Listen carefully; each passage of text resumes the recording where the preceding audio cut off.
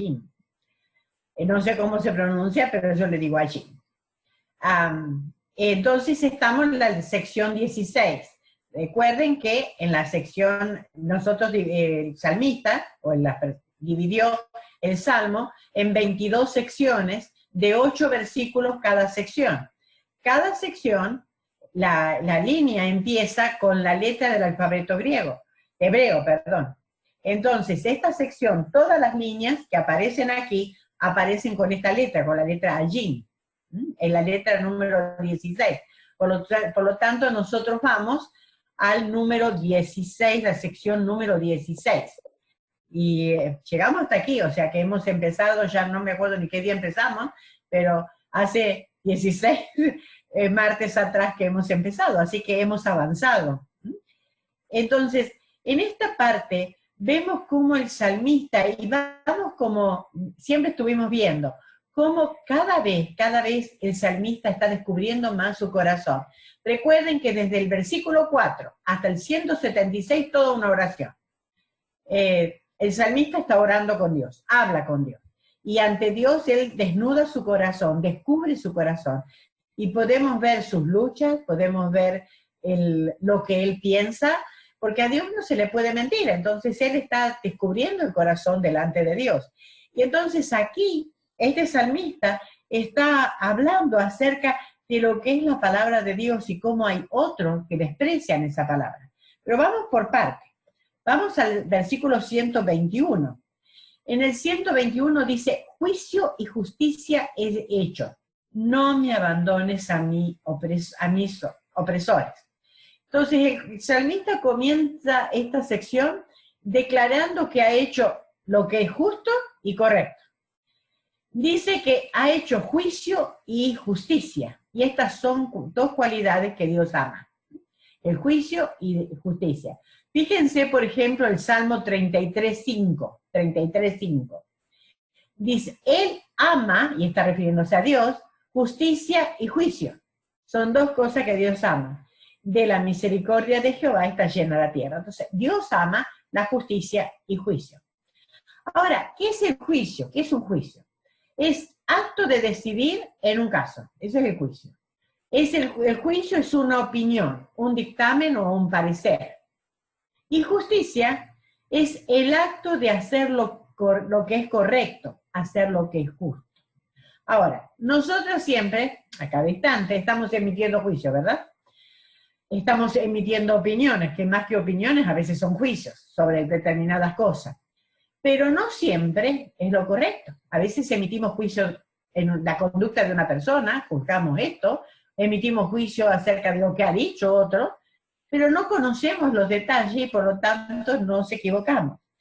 Lo hacemos a base de nuestras percepciones y sabemos que nuestra mente está distorsionada por el pecado. Entonces, muchas veces nuestros juicios no son correctos. ¿Y cuántas veces emitimos juicios sobre una persona y después nos damos cuenta que hemos estado completamente equivocados? Pero el salmista dice, he hecho. ¿Y qué hizo? Dos cosas.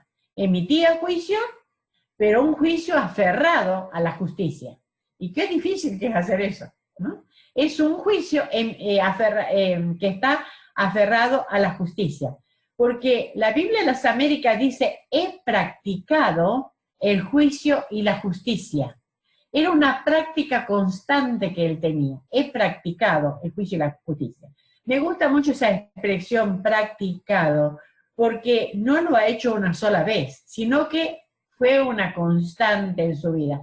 No dice, oh, bueno, le acerté, porque hice un juicio y le acerté, como muchas veces hacemos nosotros. ¿Viste? Yo había dicho. Pero ¿cuántas veces nos equivocamos, no? Por una que acertamos. Pero él no, él dice, he practicado. ¿Por qué? Porque el juicio lo hizo aferrado a lo que es la justicia. Otra traducción dice, he abrazado el juicio y la justicia. Entonces podemos ver un total compromiso de vivir una vida recta. Él estaba comprometido a eso, a tener las dos cosas. Por lo tanto, él puede decir, no me abandones a mis opresores, Porque él ha sido fiel a la ley de Jehová, podía orar con confianza para que Dios lo libere de la opresión de los que vivían sin ley. Ya habíamos dicho que los soberbios viven sin ley. Para ellos la ley es ellos mismos. Por eso son soberbios. No se acatan ante nada. Son su propia ley. Su petición comienza con no me abandones entonces a mis opresores. Eso es una petición. Pero una mejor traducción sería no me dejes a mis opresores, no me dejes en manos de mis opresores. En el hebreo, la idea es que aquellos que me aplastan, la opresión es algo que aplasta. A veces a manera de extorsión. No siempre la opresión es algo como que le están haciendo mal o en peligro su vida, sino que muchas veces es la presión que se ejerce la sociedad sobre una persona para doblarle su integridad. Y es lo que él sentía, que estaba por aplastarlo, ¿no? Que era tan fuerte la opresión que sentía. Entonces, evidentemente, sentía la opresión de los que vivían sin ley. Querían imponerles un mismo modo de vida, eso es. La presión que sentía era intensa, y él sabía que si el Señor no lo socorría, él podía sucumbir bajo la presión. Él era consciente de su debilidad. Me gusta mucho este salmista porque él era consciente de su debilidad. Él no era como uno de los soberbios que pensaba que lo sabía todo. A pesar de que él vivía aferrado a la palabra, siempre estaba buscando más. Y sabía de su debilidad. Y sabía que podía deslizarse. Y creo que esto nos llama a nosotros a pensar, ¿no? ¿Cuántas veces nosotros no somos conscientes de nuestra debilidad? Pensamos que podemos solas, ¿no? Pero el salmista conocía su debilidad, por eso él acudía a la fuente de fortaleza. ¿Dónde era? El Señor. Él sabía que su vida era diferente de aquellos que no seguían a Dios, que vivían sin seguir los mandatos de Dios. Él era diferente.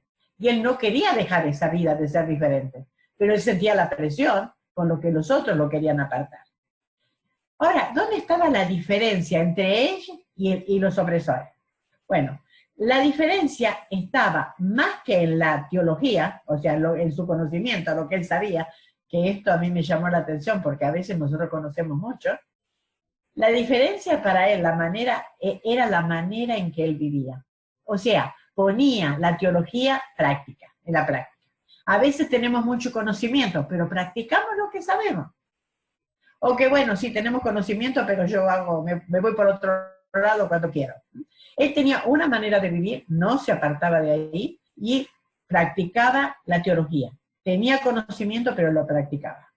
Otro salmista dijo, en el que escribió el Salmo 118, versículo 6, 118, 6, dice, Jehová está conmigo, no temeré lo que me pueda hacer el hombre.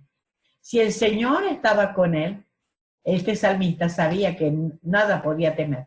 Y nuestro salmista, el del Salmo 119, también era lo mismo. Él sabía que si el Señor no lo socorría, él podía sucumbir. Pero si el Señor estaba con él, si lo sacaba, si lo ayudaba, si lo fortalecía, ¿cuántas veces hemos visto que pedía que el Señor lo fortalezca, lo reanime, lo reavive? Porque es lo que él necesitaba. Necesitaba la fortaleza interna para no ceder ante las presiones que tenemos. Ahora, nosotras tenemos la certeza de que el Señor no nos deja, ni nos abandona.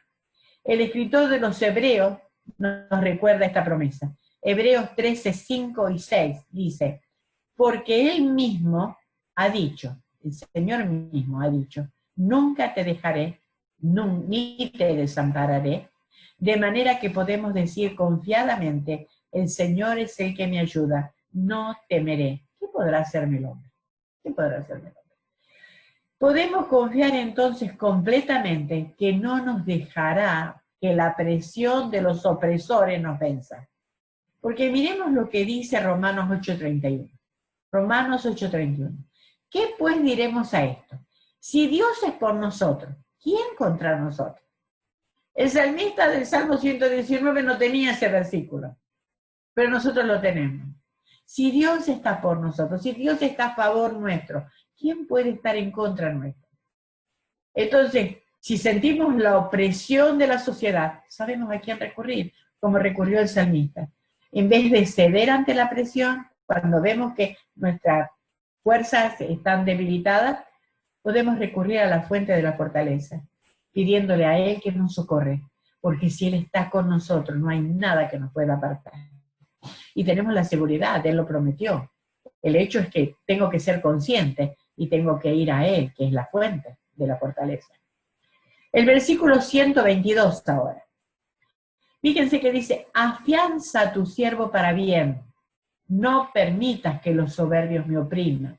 Otra vez la opresión. Vemos que es una constante en la vida de este salmista. Él sentía la opresión. Él tenía su compromiso firme, pero sabía que solo no podía. Por eso, miren ustedes qué interesante lo que él pide acá. Afianza. Puede traducirse como avalar. Literalmente sería prometer algo como una garantía. Él quería la garantía de Dios, como que Dios le saliera de garantía, que él no iba a sucumbir, que él le iba a dar la fuerza. Él quería la garantía. Esta es una solicitud inusual. Le pide a Dios que le dé una promesa para bien, que le ayude, que él sabía que no puede ser. ¿Qué es avalar? Avalar es prometer algo como una garantía. Esta palabra se usa normalmente con el sentido legal de seguridad, se usaba para eso, darle legalidad a algo. Cuando una persona asume la responsabilidad de otra para garantizar el acuerdo. Nosotros también usamos lo mismo, ¿verdad? Muchas personas nos piden un aval, tenemos que hacer una compra importante, nos piden un aval, una garantía, que alguien salga como fiador de otro. Entonces, ¿qué pasa cuando alguien sale fiador de una persona? Toma la responsabilidad de responder por la persona que hizo la transacción. Por eso tenemos que tener mucho cuidado cuando damos nuestro aval o nuestra garantía, ¿verdad? Esta es otra cosa. Pero en este caso, la transacción es segura para el que la vende. Vamos a suponer que quiero comprarme una casa, no tengo el crédito suficiente o la garantía suficiente yo sola, necesito un aval. Y le pido que me den, ¿no? Así, o le digo, dame un aval. Salí de garantía por mí. ¿Qué quiere decir eso? Que si yo no pago, sí o va a pagar. Ajá. Y después pido la casa yo y ella, que nadie pagó. Entonces, ese es el hecho. El hecho es que la garantía es que la transacción sea cumplida. Ahora, fíjense en base a esto, lo que el salmista está pidiendo. El salmista le está pidiendo que le brinde seguridad, una comparación con la actividad legal, que Dios respondiera por él. Para entender mejor este pedido, miremos dónde se usa una palabra similar, para que nos demos cuenta de lo que el salmista le estaba pidiendo a Dios. ¿Recuerdan cuando en el caso de José, los hermanos lo venden, se fue a Egipto, bueno, toda la historia la conocemos, pero después los hermanos van a buscar comida y después quieren ir de nuevo, pero el padre, José le dijo explícitamente, tráigame a su hijo menor. Y el padre dijo, no se lo voy a mandar, porque ya perdí a José, que él pensaba que estaba muerto, perdí a otro que lo dejaron preso ahí en Egipto, no quiero perder otro hijo más, no lo voy a dejar él. Fíjense, acá está la palabra, fíjense lo que dice Judá. En Génesis 43, versículos 8 y 9, fíjense. Entonces Judá dijo a Israel su padre, envía al joven conmigo y nos levantaremos e iremos a fin de que vivamos y no muramos nosotros y tú y nuestros niños. Fíjense ahora, yo te respondo por él, a mí me pedirás cuenta, si yo no te lo vuelvo a traer y si no lo pongo delante de ti, seré para ti el culpable para siempre. O sea, yo respondo por él. Ahora, el salmista le está pidiendo a Dios que Dios responda por él, que le sea de garantía. Eso es lo que está diciendo, afianza, sal de garantía, sé mi garante. Es interesante la palabra aquí. Entonces, en definitiva, lo que el salmista le pidió a Dios es que lo defendiera e intervinieran por él. Sabía que únicamente si Dios lo defiende, él podría resistir. Y podía resistir a la opresión de los soberbios. Estos soberbios, los que no tenían la ley, recuerdan que estaban por encima de la ley, lo estaban oprimiendo, quería que él hiciera lo mismo. Por lo tanto, él había decidido que Dios le saliera de garantía. Podía decir, con estas palabras, que son mis palabras, ¿no? Es como si él le dijera a Dios, ¿sabes qué, Dios? Yo puedo fallar, yo puedo deslizarme, pero tú no. Responde tú por mí. Yo soy débil, tú eres fuerte. Qué bonito, ¿verdad? Qué lindo pensar que Dios puede salir, que Él sale de nuestra garantía, nuestro aval. Él responde por nosotros, porque ya hemos visto, Él está a favor nuestro. No tenemos un Dios, lo que somos, eso es lo hermoso. El mundo tiene un Dios en contra de ellos. ¿Por qué? Porque está bajo juicio. Nosotras, sus hijas, tenemos a un Dios que está a favor nuestro. A favor nuestro. Pero fíjense cómo el salmista se está dirigiendo. Afianza que tu siervo, tú, él le estoy diciendo, soy tuyo, soy tu propiedad, Señor. Eso es lo que te recuerda. Y muchas veces el salmista le está diciendo a Dios, yo soy tu siervo. El salmista cuando ora recuerda que él pertenece a Dios, es su propiedad. De la misma manera que así el salmista, nosotros somos propiedad de Dios. De la misma manera. Fíjense lo que dice, y todavía mejor, porque el salmista estaba bajo el viejo pacto, nosotros estamos bajo el nuevo pacto. Y fíjense lo que dice 1 Corintios 6, 19 y 20. ¿O ignoráis que vuestro cuerpo es templo del Espíritu Santo, el cual está en vosotros, el cual tenéis de Dios y que no sois vuestros? Porque habéis sido comprado por precio, glorificad pues a Dios en vuestro cuerpo y en vuestro espíritu, los cuales son de Dios. Dios nos compró entera.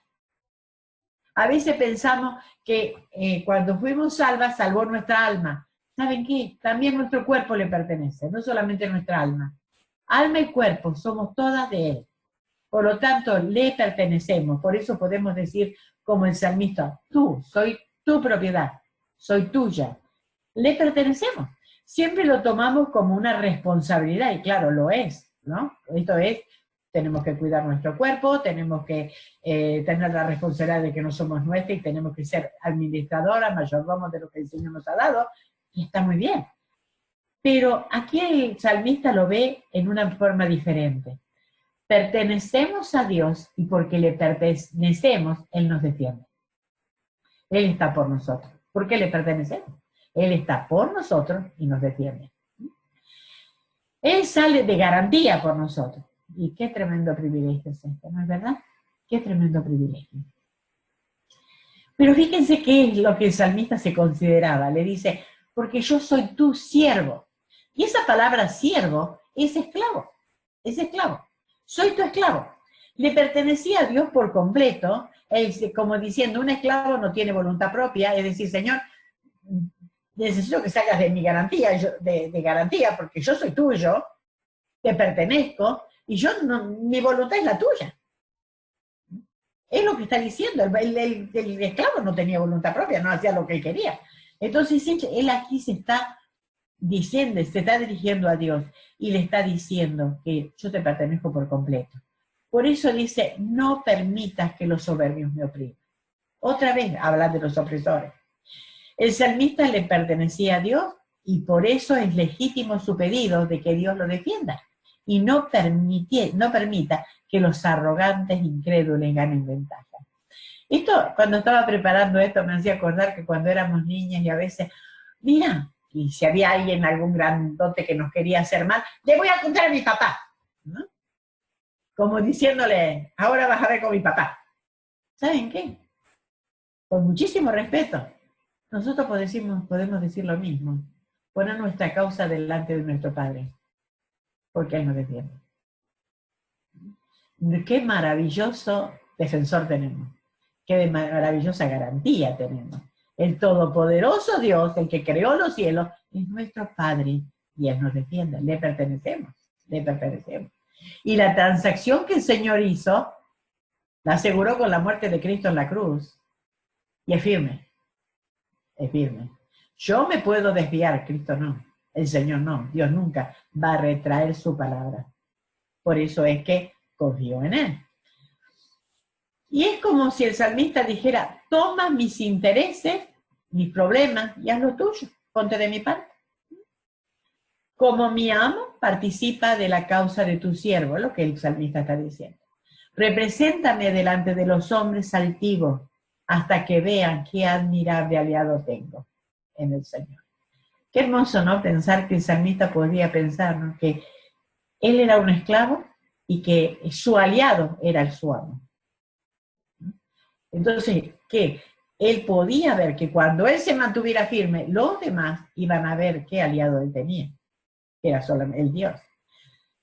Y fíjense que esto es evidencia que el salmista era consciente que aunque él actuaba con juicio y justicia, lo vimos en el primer versículo, sin embargo era débil. Él no fue a Dios, bueno, yo actúo con justicia y juicio, qué gran persona soy, he abrazado la justicia y el juicio, ahora yo soy fuerte. No, él sabía que seguía siendo débil, ¿no? Y a pesar de haber actuado con justicia y juicio, era débil, y a no ser porque el Señor abogara por su causa, podía deslizarse. No era un arrogante pensando de que él podía hacerlo y mantenerse, no. Podía ser justo delante de los hombres, y comparándose con los soberbios, él era justo, pero él se sentía pecador delante de Dios, y tal pecador que necesita que Dios sea su seguridad. Qué bonito si nosotros podemos hacer lo mismo, ¿no? Si me comparo con los incrédulos, claro, yo soy justa, soy santa, ¿verdad? Pero si me comparo con Dios, soy una pecadora, que necesito siempre de su gracia para poder seguir viviendo. ¿Y quién eran estos soberbios? Eran los, ya lo hemos visto en las otras secciones, ¿no?, los presuntuosos, también el salmista le dice que eran los impíos, los presuntuosos, los arrogantes. Personas que creen que son lo máximo y lo hacen notar. Todo lo contrario al humilde. Vemos aquí por qué el salmista acude a Dios. Él no podía tratar con ese tipo de gente. A veces nosotros nos creemos que somos tan sagaces que podemos combatir con aquellas personas que están en el mundo y sabemos que son muy astutos, muy sagaces, que nos pueden envolver. Tenemos que empezar a mirar nuestra propia debilidad y poder seguir y recurrir a aquel que es nuestra garantía, el Señor mismo, que Él nos va a defender. Nosotros hubiéramos sido aplastadas debajo de nuestro soberbio adversario, el diablo, si nuestro Señor Jesús no se hubiera interpuesto entre nosotros y el acusador, ¿verdad? Fíjense, el Señor Jesús, ahí está, el enemigo tratándonos de arrastrar, el Señor se interpone entre nosotros. Y Él responde por nosotros. Fíjense que dice Hebreos 7, 22 al 26. Hebreos 7, capítulo 7, versículos 22 al 26. Dice, Jesús es hecho fiador, fíjense la palabra, fiador, la que da el aval, de un mejor pacto. Los otros sacerdotes llegaron a ser muchos debido a que por la muerte no podían continuar. Mas el Señor Jesús, por cuanto permanece para siempre, tiene un sacerdocio inmutable, por lo cual también puede salvar perpetuamente, para siempre, ¿verdad?, a los que por él se acercan a Dios. Fíjense ahora, viviendo siempre para interceder por ellos. Viviendo siempre para interceder por ellos. Porque tal sumo sacerdote nos convenía, santo, inocente, sin mancha, apartado de los pecadores y hecho más sublime que los cielos. El sumo sacerdote era el que intercedía entre los hombres y Dios, ¿recuerdan? Llevaba el sumo sacerdote, llevaba la ofrenda, Dios miraba la ofrenda del sumo sacerdote, pasaba por alto, no borraba, no quitaba, pasaba por alto los pecados. Pero al otro año, vuelta de nuevo, ofrecer el sacrificio, el sumo sacerdote otra vez. ¿Por qué? Porque no era perfecto. El Señor Jesús entró una sola vez. Sí, y fue nuestro representante delante de Dios, cargando nuestros pecados. Se presentó ante Dios, el santo, puro, inocente, y Dios descargó sobre él la ira que nosotros merecíamos. ¿Para qué? Para que hoy podamos vivir una vida que le pertenece a Él, a Dios. Entonces, el Señor tomó el lugar del sumo sacerdote, se ofreció a sí mismo y vive para interceder siempre, continuamente, por nosotros. En este momento, el Señor está en el cielo y está intercediendo por nosotros, por cada uno de nosotros. Es nuestro fiador, es nuestro aval, es nuestro abogado. Él toma nuestra causa y nos defiende. ¿Por qué pelear nosotros? Me pregunto yo.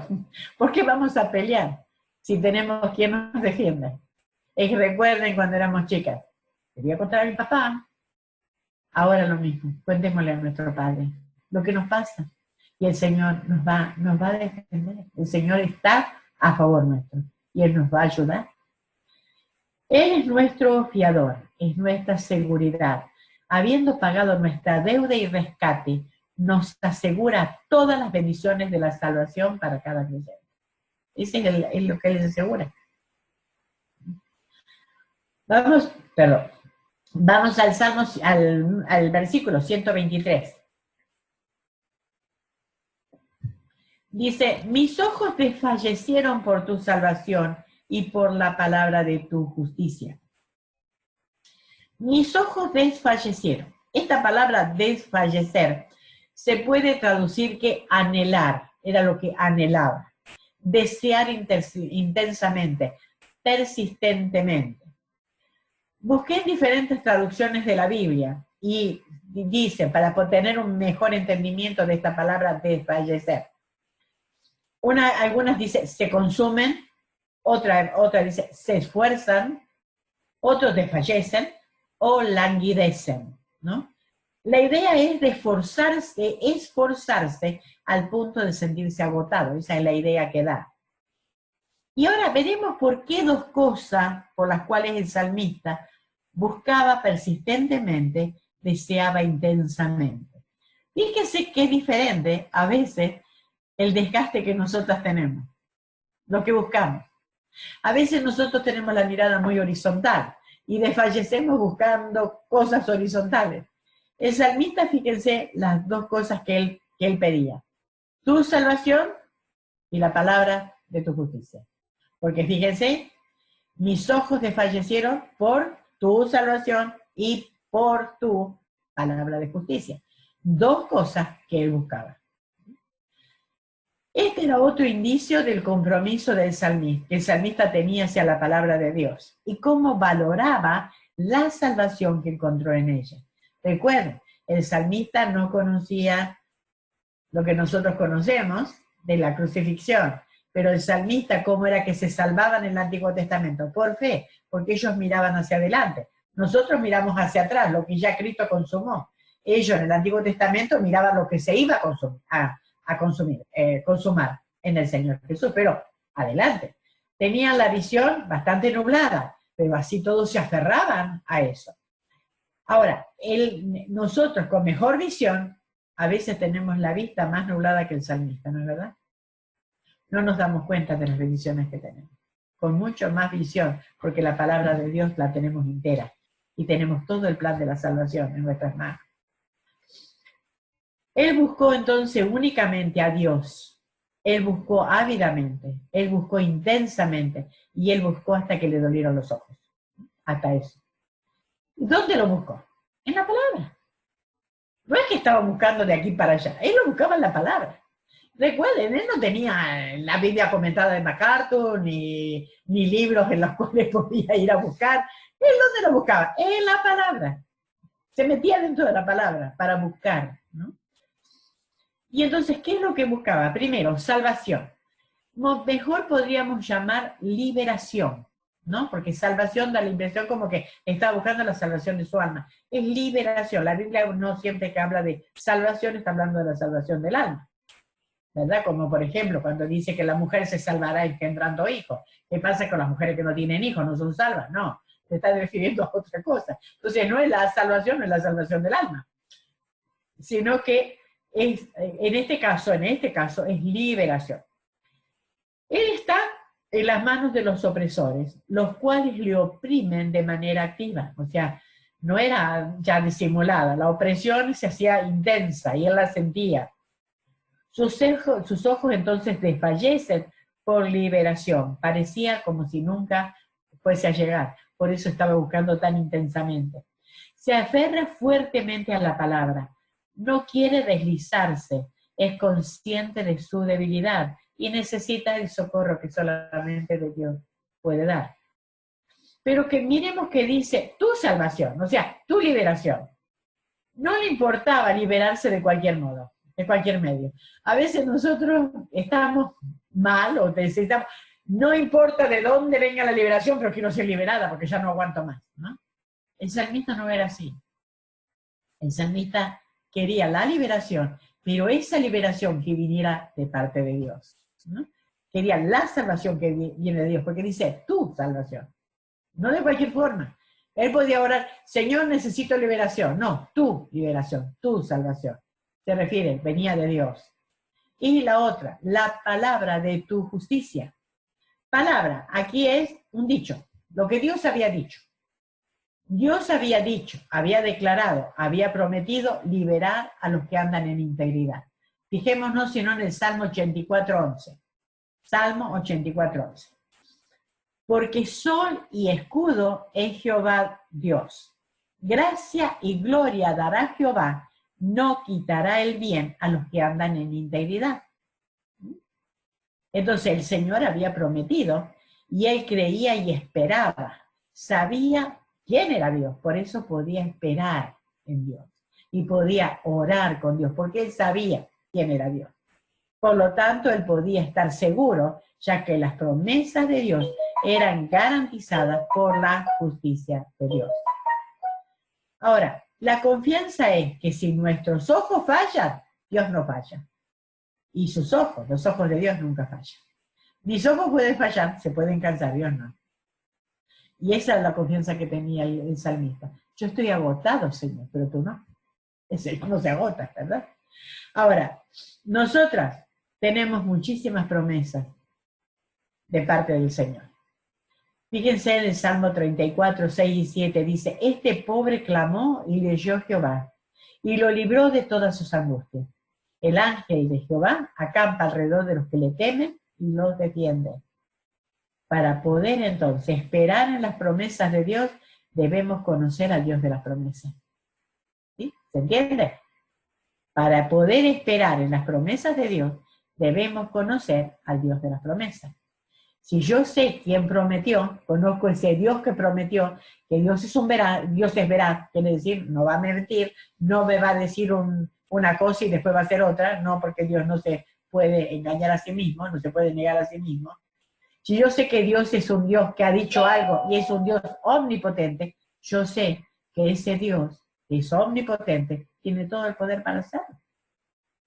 Si yo sé que Dios es un Dios de amor, yo sé que Dios me ama lo suficiente para poder hacerlo. Por lo tanto, conociendo a Dios, me voy a aferrar más a las promesas de Dios.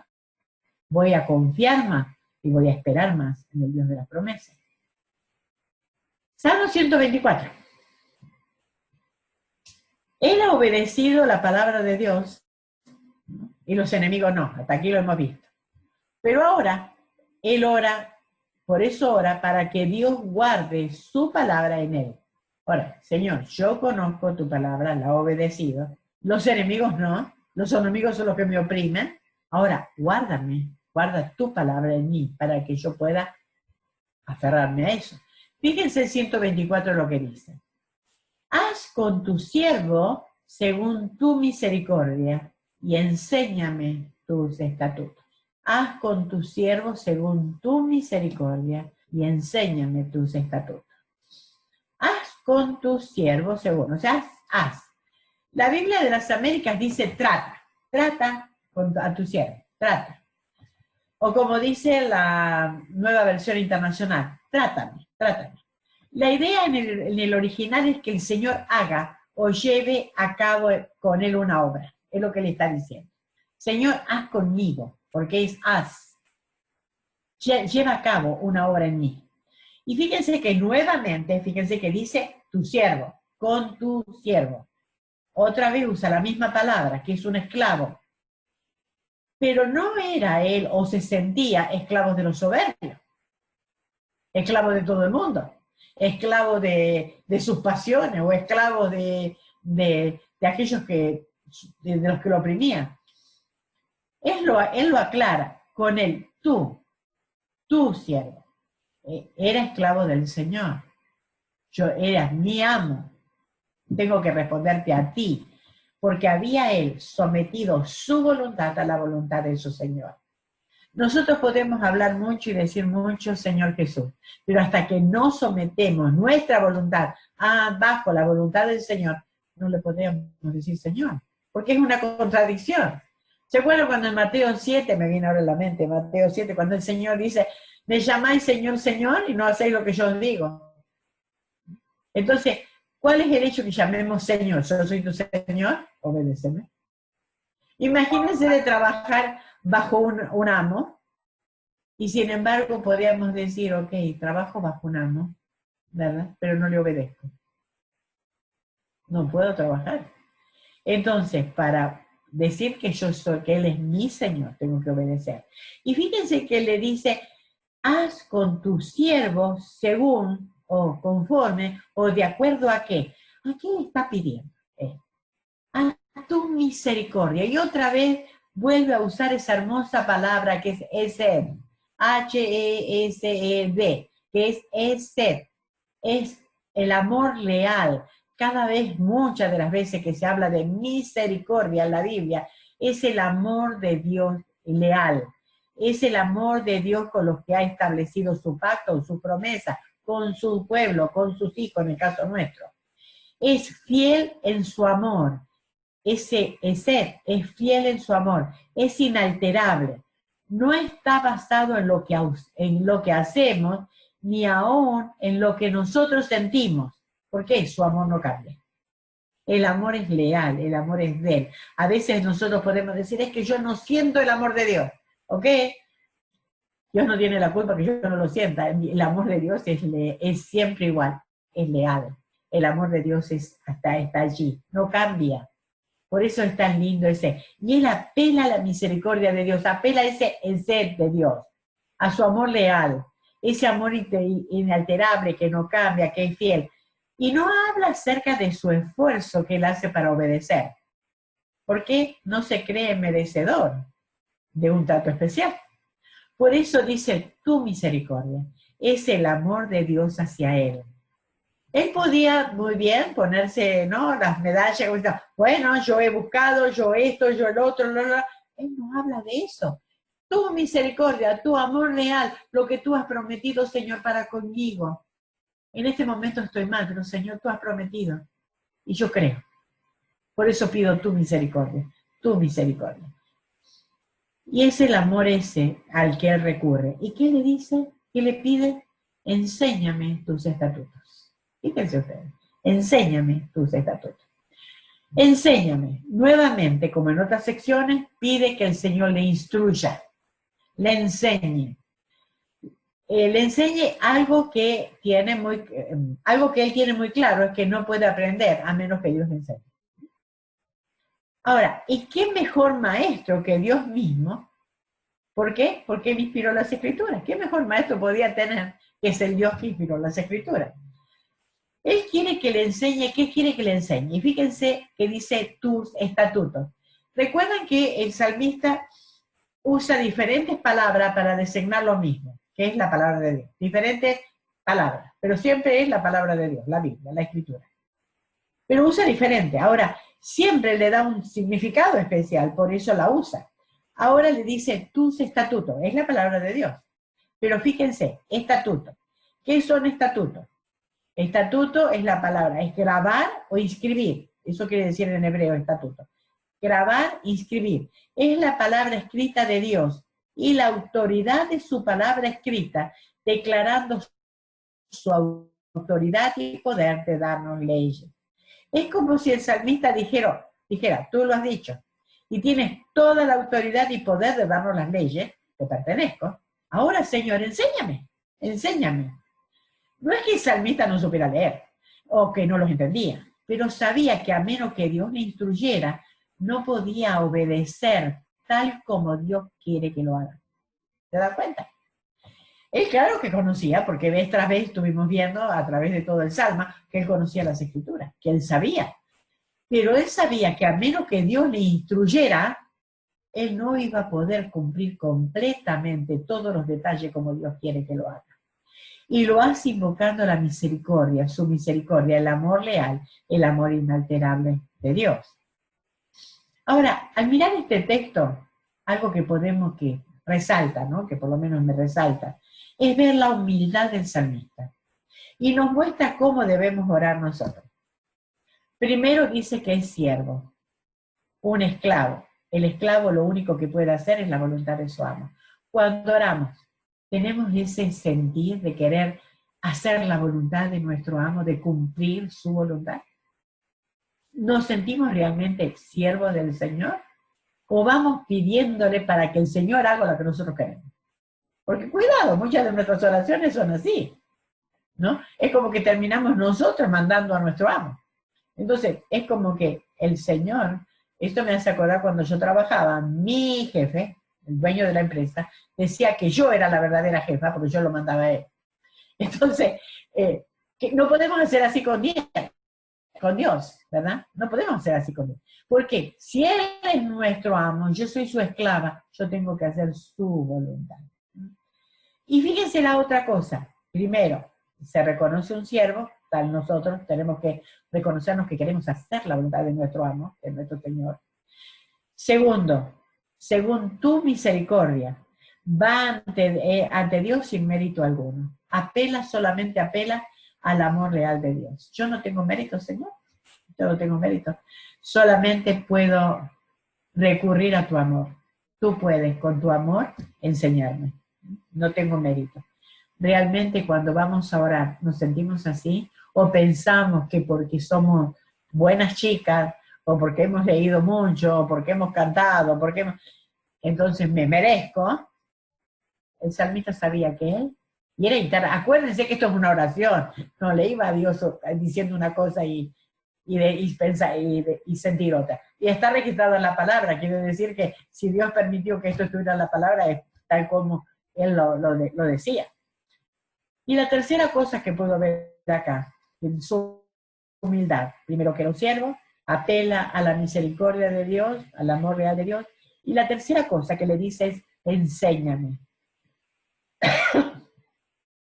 Él reconoce que no tiene todo el entendimiento para conocer en detalle cómo Dios quería que se obedeciera lo que él había escrito. Y esto a veces llama tanto la atención, porque muchas veces, porque conocemos la palabra o porque conocemos versículos bíblicos, a veces hasta versículos de memoria, creemos que ya conocemos todo, ¿y cómo le vamos a pedir enséñame si ya lo sé? Nunca terminamos de aprender, y menos los detalles, los insondables caminos del Señor, como dice la doxología, ¿no? El Señor en su sabiduría es insondable. Y más nos adentramos en la palabra, más nos damos cuenta que menos sabemos. Es como que más sabemos, menos sabemos. Más conocemos, menos sabemos. ¿Por qué? Porque es así, es inescrutable la palabra de Dios. Es interminable. Entendía que cuando Dios instruye a su pueblo, esto es evidencia de su misericordia. Mire, Dios no tiene ninguna obligación de instruirnos, pero debido a su amor leal, así lo hace. Debido al amor leal de Él nos instruye. Que Dios podía habernos dado la ley y punto, se terminó, la cumplen y ya está. Sin embargo, ¿cuánto más hizo el Señor por nosotros? Y no solamente eso, sino que por su amor leal, cada día, que es nueva cada mañana, porque nuevas son sus misericordias cada mañana, nuevas, su amor leal se renueva cada día. Es como su pacto se renueva cada día para cada uno de nosotros. No vivimos de amores leales viejos, cada día es uno nuevo. Nosotros tenemos la seguridad de su amor. Nos adoptó como hija por amor, eso dice Efesios 2:5, en amor habiéndonos predestinados para ser adoptadas, hijas suyas, por medio de Jesucristo según el puro afecto de su voluntad. ¿Por qué hizo hijas de Él? Porque Él quiso hacer. El puro afecto de su voluntad. podemos estar seguras de que nos ama, ¿verdad? Pero además, no solamente nos adopta, sí que nos muestra su amor. Fíjense lo que dice Romanos 5:8. Mas Dios muestra, lo hace evidente, su amor para con nosotros, en que siendo aún pecadores, Cristo murió por nosotros. Hace evidente ese amor. ¿Cuál es la prueba de su amor? De tal manera amó Dios al mundo que dio a su Hijo unigénito. Es la prueba de su amor. Y nos amó. Nos amó. Juan 13:1, y vamos a ver cuánto nos amó. Como había amado a los suyos, los amó hasta el fin, dice Juan 13:1. La Biblia de MacArthur, un comentario, dice, Cristo ama a los suyos con amor perfecto, salvador y eterno. Ese es el amor leal de Dios. Ama a los suyos con amor perfecto, salvador y eterno.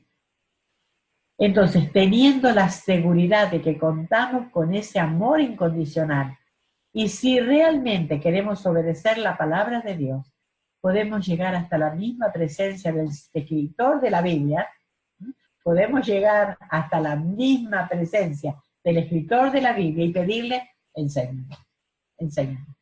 Sé que me ama, ¿verdad? Sé que tengo su amor leal. Por lo tanto, lo único que puedo decirle, Señor, enséñame. Enséñame los detalles, enséñame el alcance, enséñame cómo tú quieres que yo ande y cuáles son las implicancias que tiene tu palabra en mi vida en estos momentos, Aplicarla a mi vida y a los momentos que estamos viviendo. Salmo 125, versículo 125. Tu siervo soy yo, dame entendimiento para conocer tus testimonios. Tu siervo soy yo, dame entendimiento para conocer tus testimonios. Tu siervo soy yo. En 5 versículos que hemos visto hasta ahora, es la tercera vez que dice tu siervo. 122, tu siervo. 124, tu siervo. Y 125, ahora lo intensifica. Dice, tu siervo soy yo. Antes se decía, tu siervo, tu siervo, tu siervo. Ahora dice, tu siervo soy yo.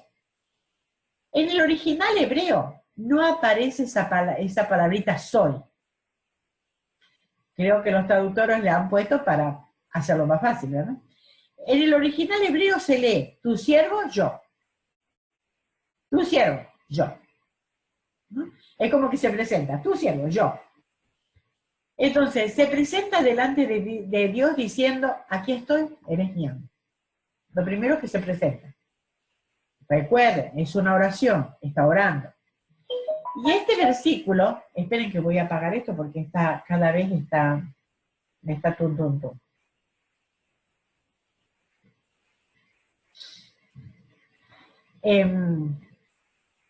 Este versículo es muy enfático en lo que está, en cómo él se está expresando con Dios. Es una expresión de total dependencia de Dios.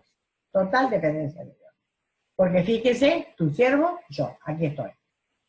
Él entendía que como esclavo tenía obligaciones hacia Dios y no que Dios, que era su amo, tenía obligaciones para con él. Fíjese que es diferente, ¿no? Él es el que tenía obligaciones con Dios, no Dios con él. A veces nosotros pensamos que Dios tiene obligaciones con nosotros, ¿verdad? Muchas veces nosotras, al ser rescatadas, creemos que Dios, por ser nuestro Padre, tiene el deber de concedernos todo lo que queremos. Todo lo que queremos. Le presentamos una larga lista de cosas y en vez de decir, como el Señor nos enseñó en el Padre Nuestro de Mateo 6, ¿se acuerdan? Hágase tu voluntad. En nuestra mente decimos, haz tú mi voluntad. Con el amén que decimos, claro, no lo decimos con palabras, pero después de la larga lista, bueno, acá te la presento, Señor, haz como yo digo, ¿no? Quizás no lo expresamos con palabras, pero muchas veces hacemos cosas para conseguir lo que queremos. Forzando situaciones. ¿Cuántas veces yo lo he visto en personas que dicen, he ayunado para que el Señor me concediera lo que estoy pidiendo? ¿Está mal ayunar? No. Pero el motivo por el cual ayuno, esa es la diferencia. ¿Puedo ayunar para qué? Para volcar mi voluntad a la voluntad de Él, para torcer mi voluntad a la de ella, para descubrir cuál sea la voluntad de Dios en mi vida. Pero no para torcer el brazo de Dios y que Él haga lo que yo quiero. No va a suceder. No va a suceder, y gracias a Dios, porque muchas veces si sucede, va a ser para nuestra desgracia. Entonces, algo que tenemos que tener siempre presente es que Dios no nos debe nada, ¿verdad? Y Saulo, cuando fue salvado, dijo: Señor, ¿qué quieres que yo haga? Esa es la verdadera actitud cuando nos acercamos al Padre. Señor, ¿qué quieres tú que yo haga? Me someto ante tu voluntad. Soy tu siervo, soy tu esclavo. Eres mi amo y me someto a tu voluntad. Y entonces, ¿qué le pide? Le pide: dame entendimiento. También puede traducirse como dame discernimiento. Dame discernimiento. Podía esperar que un amo le enseñe a su propio siervo el significado de sus órdenes. Entonces, él quería los detalles: dame discernimiento, que yo pueda discernir qué cosas tú quieres de mí. Discernimiento. Entonces, cuando el creyente, cuando Dios lo salva, es para que sea siempre dependiente de Dios. Nosotros a veces tomamos mal la palabra que dice que el Señor nos libertó. Claro que nos libertó. Nos libertó del pecado, nos libertó del poder de Satanás, nos libertó de ir al infierno, nos libertó, bueno, hasta de nosotras mismas, de nuestras malas cosas, pero no es que nos dejó libre y que hagamos ahora lo que queramos. Nos libertó para ser esclavos de Él. ¿Recuerda cuando en Colosenses dice que el Señor nos trasladó del reino de las tinieblas, donde Satanás era esclavo? ¿Y quién era el amo ahí? Satanás. Y nos trasladó, ¿a qué? Al reino de su amado Hijo. Todo reino tiene un rey. Y los súbditos tienen que obedecer al rey. Ahora no obedecemos al que era nuestro amo Satanás, y ahora nos trasladó al reino del amado Hijo de Jesucristo. Nuestro amo es Jesucristo. Le debemos a Él. ¿Se dan cuenta? No es que nos dejó libre para que hagamos lo que quisiera, y gracias a Dios que no, porque no sé si ustedes se conocen, pero yo me conozco a mí misma. Y yo sé por qué lugares andaría si no fuera porque el Señor me trae. Entonces, me salvó para ser dependiente de Él, me salvó para que sea obediente a Él, y me salvó para que sea un servidor de Él. 3 cosas que yo puedo vislumbrar para que el Señor pueda salvarme. El Señor mismo nos dejó ejemplo. Dice en Juan 6:38, porque he descendido del cielo no para hacer mi voluntad, sino la voluntad del que me envió. El Señor mismo, como vino a darnos el ejemplo de lo que nosotros teníamos que hacer, Él dice: yo no hago mi voluntad, sino la voluntad de mi Padre, el que me envió. Él nos dejó ejemplo. Y esa es dependencia. El Señor fue dependiente de su Padre. Y Mateo 20:28 dice: como el Hijo del Hombre no vino para ser servido, sino para servir y para dar su vida en rescate por muchos. El Señor vino para servir. Por lo tanto, el Señor me salvó a mí para servir, para seguir sirviendo. ¿A qué? Dice Romanos 12, así como antes presentabas tus miembros para servir al pecado, ahora presentad tus miembros para servir a la justicia, a Dios, para servir al reino de su amado Hijo. Por lo tanto, no nos salvó para dejarnos libres, sino para ser dependientes del verdadero amo y Señor, que quiere nuestro bien, no como Satanás, que quiere destruirnos. Recuerdan que el ladrón vino para matar, hurtar y destruir, pero Cristo vino para darnos vida y vida en abundancia. Qué diferencia, ¿no? Qué diferente amo tenemos ahora. Da gusto servir a un amo así.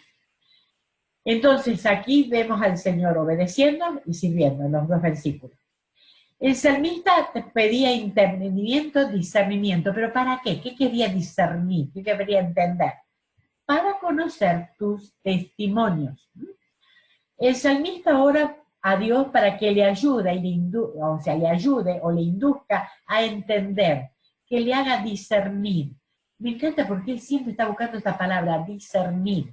Discernir es hilar finito, es buscar separarle el error de la verdad, lo falso de lo verdadero. Ese es el discernimiento. Y él quiere eso. Para poder, y acá lo dice, conocer. ¿Qué es conocer? Es saber. El significado de estar consciente e informado de un hecho. Lo que significa que no quería solamente saber de manera superficial, quería tener el discernimiento para conocer profundamente. Él conocía, porque sabía, como nosotros conocemos la palabra, pero él quería tener el discernimiento. Y la palabra que él usa acá, recuerden que cada palabra tiene un significado diferente, se usa la palabra de Dios, pero él lo llama acá tus testimonios. Testimonio, en hebreo es Eda, E-D-A-H, Eda. Testigo, obedecer su testimonio significa lealtad a las promesas de Dios, lealtad a Dios. Dan testimonio en cuanto a Dios mismo, su voluntad y sus promesas. Él sabía que aquí en la palabra, y recuerden que tenía menos de la cuarta parte de lo que nosotros tenemos, de la Biblia. ¿Se acuerdan que tenía el Pentateuco, algún profeta y a lo mejor algún salmo antiguo? No sabemos cuánto tenía, pero el Pentateuco seguro y algunos de los profetas. Pero él tenía muchísimos menos, pero él decía, ahí yo puedo conocer a Dios, puedo conocer su voluntad y las promesas. Y las promesas. Por lo tanto, él quería discernir lo que tenía, mucho más nosotras que tenemos todo. Necesitamos discernir, tenemos toda la revelación de Dios. Entonces, como un siervo desea obedecer, él quería discernir con un conocimiento profundo a Dios, su voluntad y sus promesas. Quería entendimiento, pero no para conocer el futuro, ¿no? Como a veces pasa, o con un o secretos ocultos. Él quería entendimiento para conocer la palabra de Dios más profundamente. No buscaban la palabra de Dios como para buscar cosas raras. A ver qué dice, a ver cuánto, qué esto. No, él buscaba la palabra de Dios, conocimiento que lo llevara a él a caminar más cerca de Dios. Creía que con la ayuda de Dios la palabra podía ser entendida. Él sabía que si Dios no lo ayudaba, él no podía entender profundamente. Creía que entender la palabra de Dios era de gran importancia porque esto lo llevaría a conocer mejor la persona de Dios, su voluntad y sus promesas. ¿Se dan cuenta cuál es el interés del salmista? Él quería llegar a conocer, por eso usa la palabra testimonio, porque Dios es testigo, se dio a conocer, se reveló por medio de la palabra. ¿Y qué se reveló? Reveló su persona, reveló su voluntad y sus promesas. Entonces podemos notar que el salmista no orara por conocimiento para poder conocer, sino que ora por entendimiento para poder tener conocimiento. Parece un juego de palabras, pero es el orden que el salmista da. Fíjense, no ora por conocimiento, primero conocer para poder entender, sino que quiere entender para tener conocimiento. ¿Se entiende? O sea, a veces nosotros queremos conocer muchas cosas y después sí la entendemos. Pero ¿cómo poder discernir? Primero tenemos que tener el entendimiento, por eso él pide entendimiento, discernimiento y después pide conocimiento. Ahora nosotros, ¿creemos que el Señor bajó su estándar y ahora nos pide menos? No, por supuesto que no. Miremos Romanos 12:2.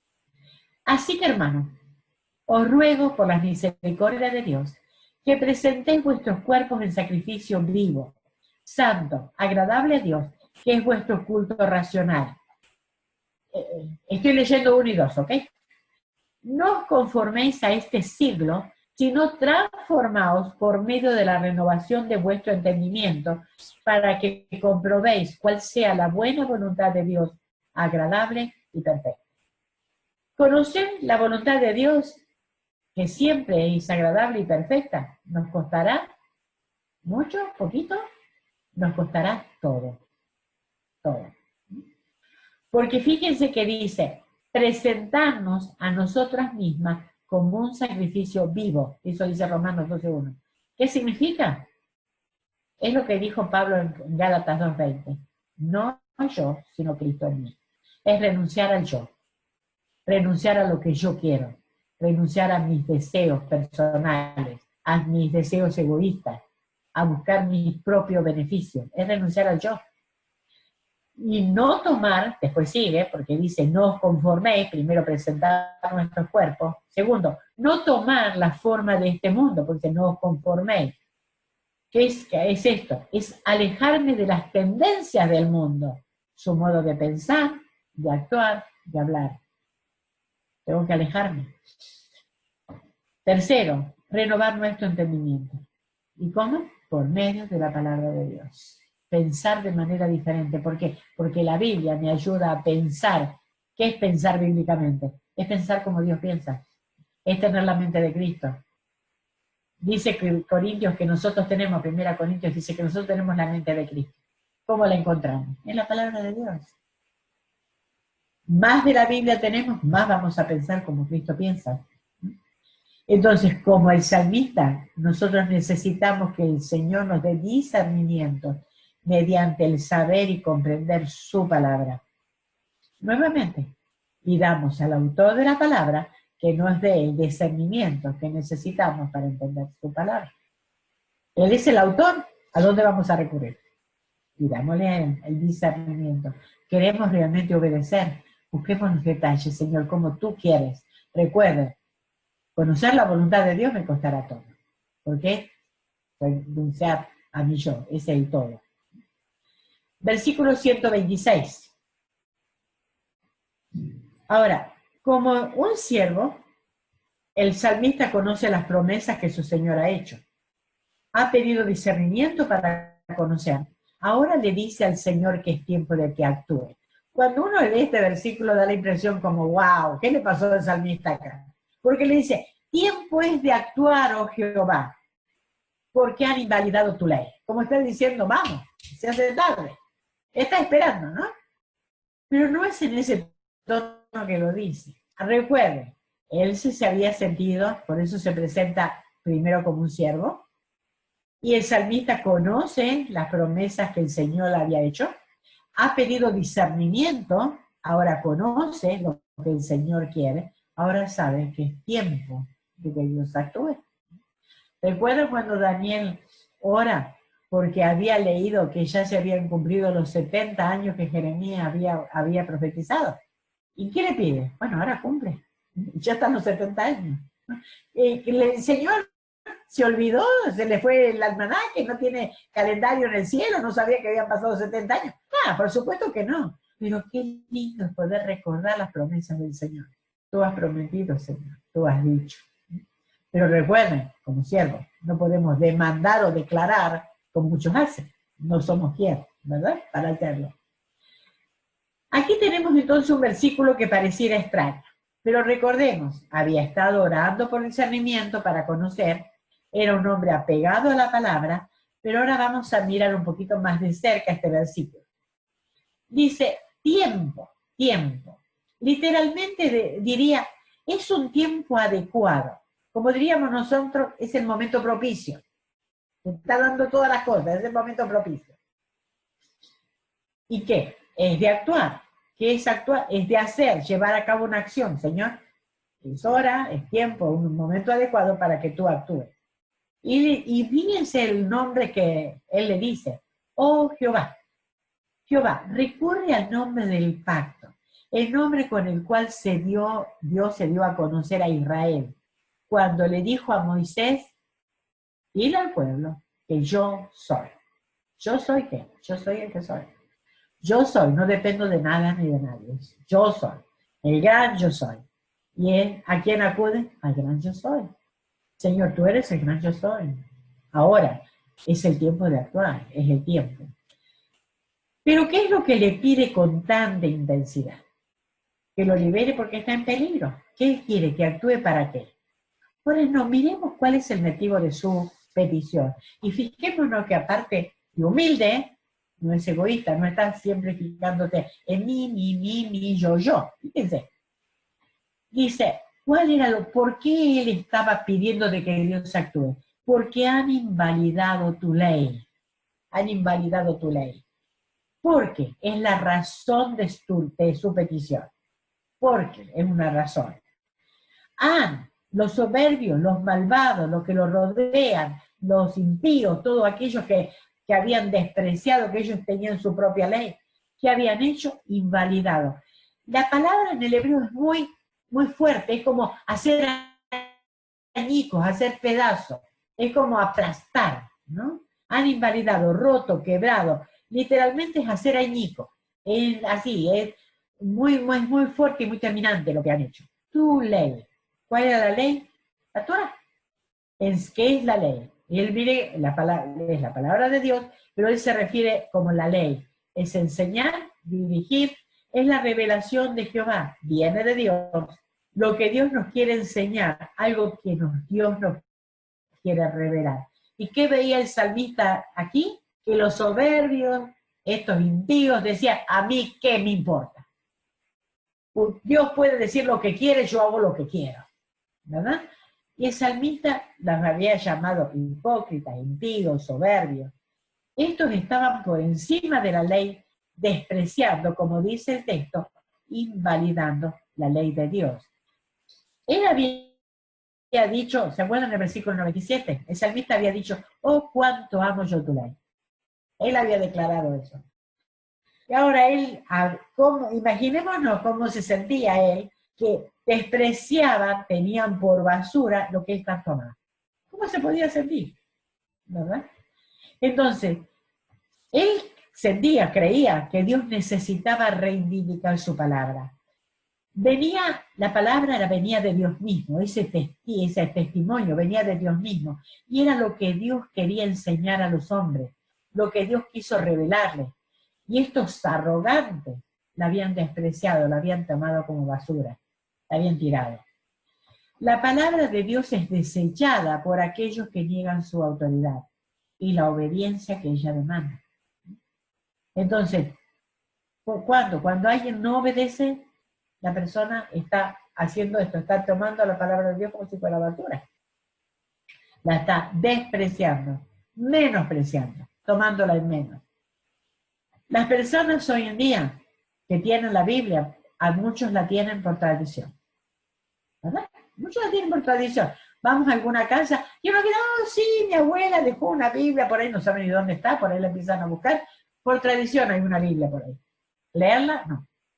Otros la tienen por religiosidad, ¿verdad? Porque está bien ir con la Biblia. Entonces, yo llamo que la llevan de paseo a la iglesia. Llega el domingo, le sacan un poquito el polvito, la llamamos de paseo, vamos a la iglesia Biblia. Porque la Biblia es un libro para la iglesia, ¿verdad? Pero ellos mismos no sienten ningún interés de saber lo que Dios les quiere decir, lo que Dios les quiere enseñar. Y ahí andamos el problema. ¿Cuántas personas dicen que leen la Biblia? O que tienen Biblia en la casa, a veces más de una. Pero el hecho es, sabemos lo que dice. Y si sabemos, obedecemos lo que dice. Y si no entendemos, pedimos al Señor que nos enseñe. ¿No? Otras toman la Biblia como un libro, lo llamo libro de primeros auxilios. ¿No? ¿Ustedes no conocieron eso? Esas personas. La leen cuando están en problemas. Por eso le llamo primeros auxilios. Y mejor si tienen hay Biblias que tienen una página indicativa con una serie de versículos, como por ejemplo, si está deprimida, lea, entonces hoy estoy deprimida, voy a leer, ya está, el versículo que me toca, porque estoy deprimida. O si tiene temor, lea, una cosa que para salir del paso. Pero para tratar el problema serio de nuestro corazón, debemos salir de la sala de emergencia y acudir al especialista. Recordemos, acudir al escritor de la palabra. Dios es el especialista, donde nos hace la cirugía y donde saca todo lo que nos sirve. ¿Y cómo lo hace? Por medio de la palabra. Por eso tenemos que ir a la palabra, que nos haga esa intervención quirúrgica profunda. No solamente la sala de primeros auxilios que nos ponen una curita y sigamos hasta el próximo día. No. Nosotras tenemos, segunda Pedro 1, 19 al 21. Segunda Pedro, capítulo 1, 19 al 21. Dice, tenemos también la palabra profética más segura, a la cual hacéis bien en estar atentos, como a una antorcha que alumbra en lugar oscuro, hasta que el día esclarezca y el lucero de la mañana salga en nuestros corazones. Entendiendo primero esto, que ninguna profecía de las Escrituras es de interpretación privada, porque nunca la profecía fue traída por voluntad humana, sino que los santos hombres de Dios hablaron siendo inspirados por el Espíritu Santo. Estamos en un mundo que desprecia la palabra de Dios, ¿verdad? La toman por basura, ya nadie en el mundo toman, la Biblia dice, son anticuados, son fanáticos, son, ¿no? Pero nosotras que la tenemos, ¿qué valor le damos? ¿Qué valor le damos a nuestra vida, en nuestra vida? ¿Qué cabida le damos a nuestra vida? Cosas para pensar, para meditar, ¿verdad? Algo que podemos reflexionar. Nosotros condenamos al mundo porque desprecian la palabra, y cada vez que escuchamos una opinión en contra de la palabra, uy, cómo nos duele, me hace pensar como saltó el salmista, ¿no? Han invalidado tu ley, pero ¿y yo que la tengo? Soy como el salmista, que trato de entenderla para obedecerla, o mejor, no, yo peleo como en obediencia, pero yo no hago nada. ¿Cómo puedo mostrar? Con mi vida el valor que yo le doy a la palabra, transformando mi vida a lo que dice la palabra de Dios. Ahora vamos a 2 versículos juntos, porque estos 2 versículos van juntos. 127 y 128, los 2 últimos. Y los 2 versículos que debemos considerar juntos porque están separados, pero evidentemente van juntos. Miren lo que dice. Por eso he amado tus mandamientos más que el oro y más que oro muy puro. 128. Por eso estimé rectos todos tus mandamientos sobre todas las cosas y aborrecí camino de mentira. Vemos que los dos comienzan por eso, por esta causa.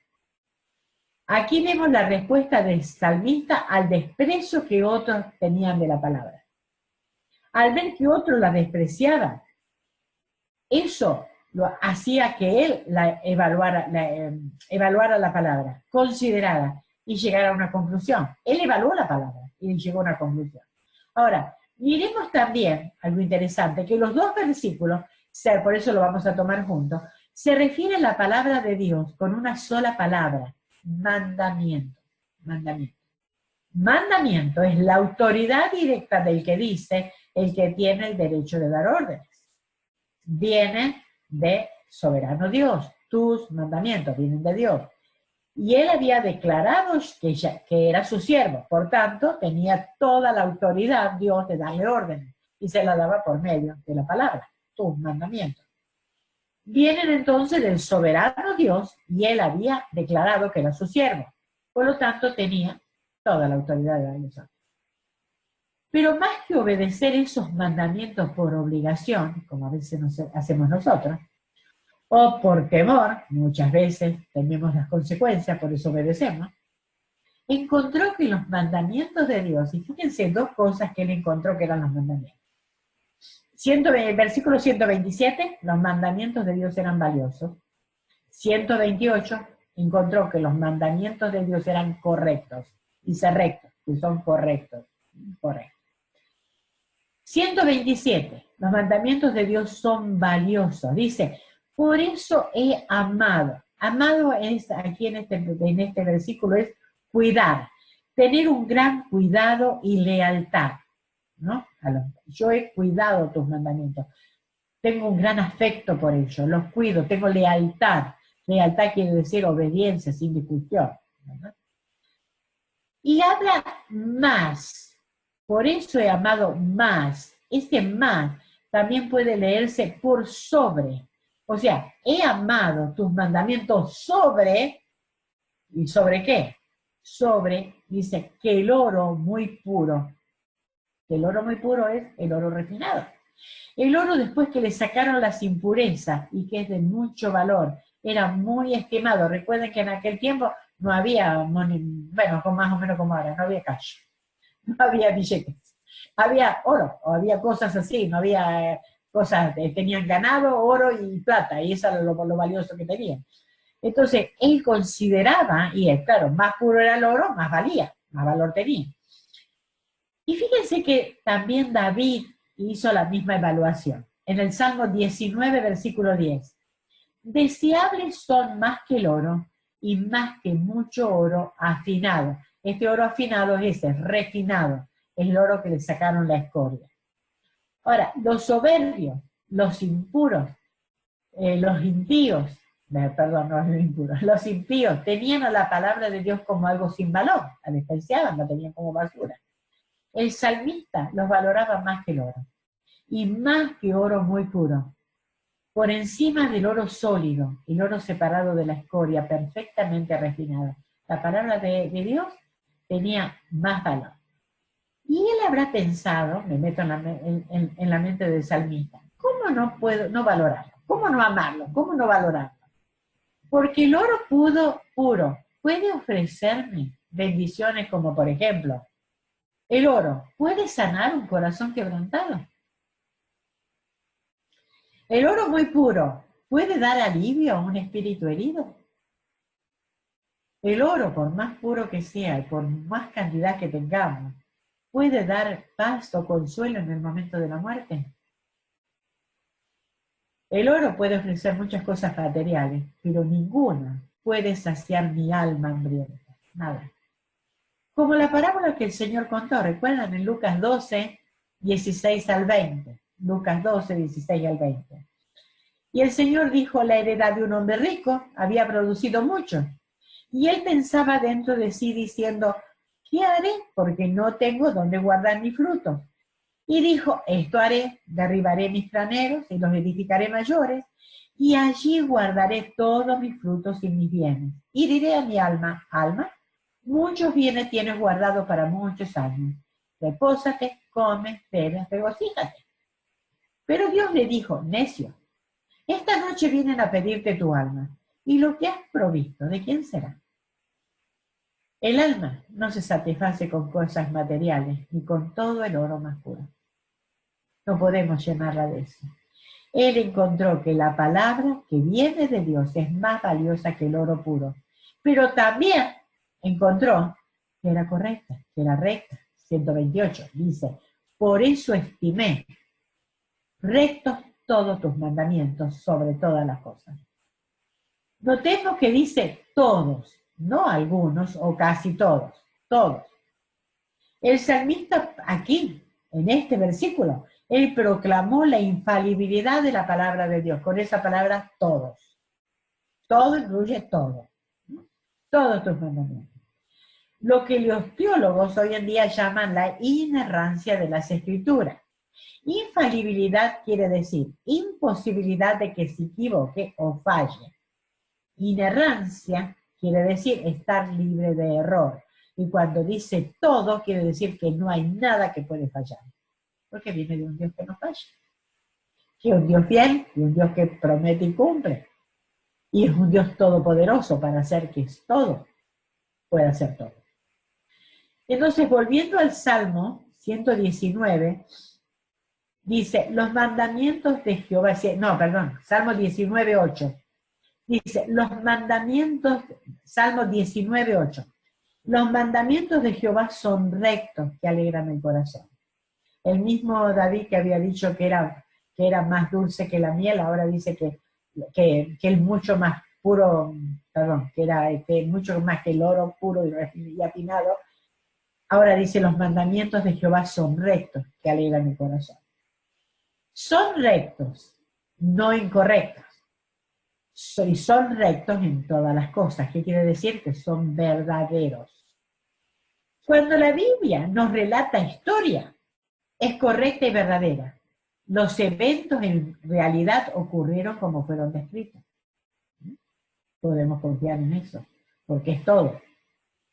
Cuando la Biblia nos describe una poesía, por ejemplo los salmos, que son poesías, estos son rectos y verdaderos.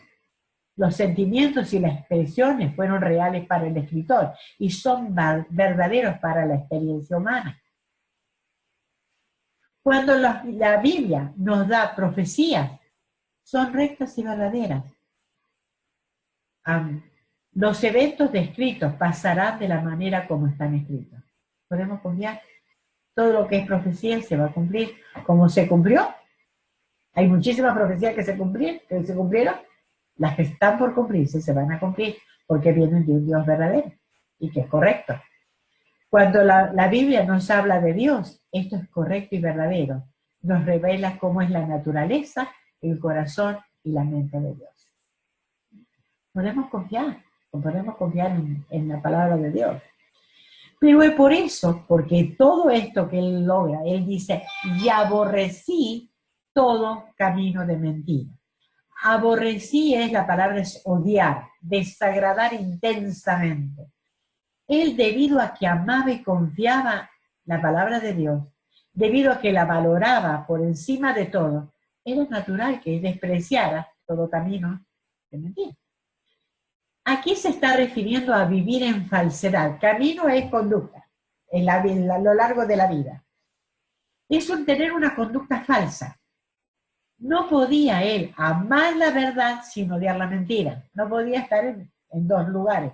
Como dijo Jesús, ninguno puede servir a dos señores, porque o aborrecerá a uno y amará al otro, o estimará al uno y menospreciará al otro.